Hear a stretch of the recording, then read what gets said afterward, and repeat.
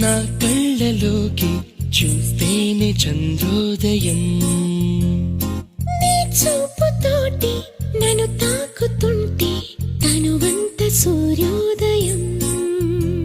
ఇలాగే ఇలాగే మనం ఏకమయ్యే క్షణాలే కదా ఓవరం.